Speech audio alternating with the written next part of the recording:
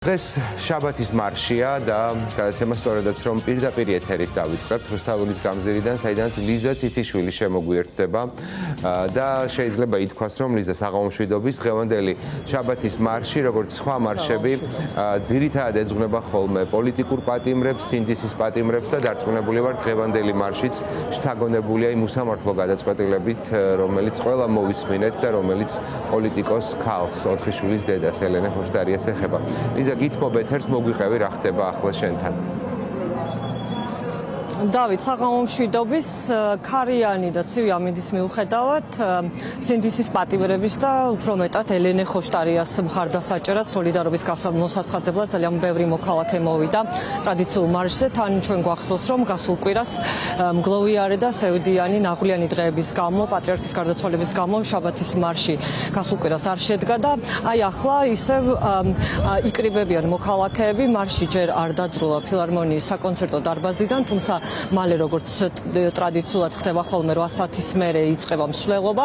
მანამდე ჩემთან ერთად არიან გია ჯაფარიძე და ელენე ხოშტარიას მეგობრები, იმიტომ რომ სწორედ ეს მარში არის დიდწილად შთაგონებული იმ უკანონო და ძალიან მძიმე სასჯელით, რომელიც სისტემამ განსაზღვრა ელენე ხოშტარიასთვის, რაც მოულოდნელი შეიძლება ყოფილიყო თქვა სხვა მოქალაქეებისთვის, მაგრამ მათთვის აი რამდენად მოულოდნელი იყო თქვენთვის თუნდაც ასეთი მძიმე სასჯელი ელენე ხოშტარიასთვის, როგორ ექცევა ზოგადად სისტემა ქალებს. აი მზიამაღლობელის ამბავიც კვარა ამისთვის, რა გაქვთ ელენესთვის სათქმელი, მე მგონია რომ ის უყურებს დღეს შაბათის ფორმულას და გაძლევთ შესაძლებლობას მიმართოთ თუნდაც.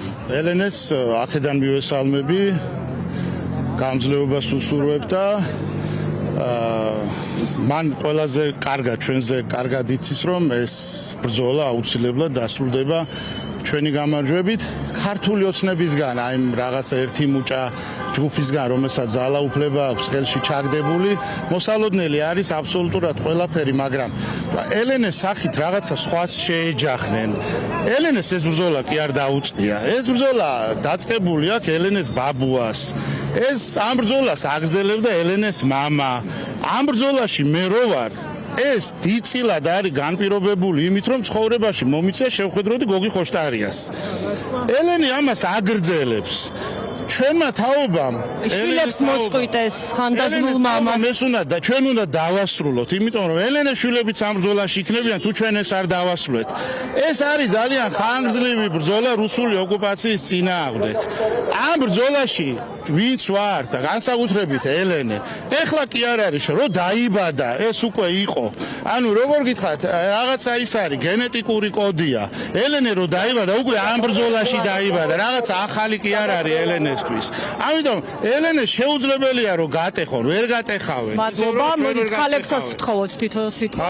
ელენეს განსაკუთრებული დამოკიდებულება აქვს მის მეგობრებთან, ვიცი რომ ძალიან ენატრება ისინი და მინდოდა რომ მეთქვა და მიმეცა შესაძლებლობა მისი მეგობრებისთვის, აი და ეკასათენიანი ჩვენ ერთად შეგიძლიათ მიმართოთ ელენეს, ის უყურებს შაბათის ფორმულას, რამდენად მძიმე იყო თქვენთვის ამ განაჩენის მოსმენა.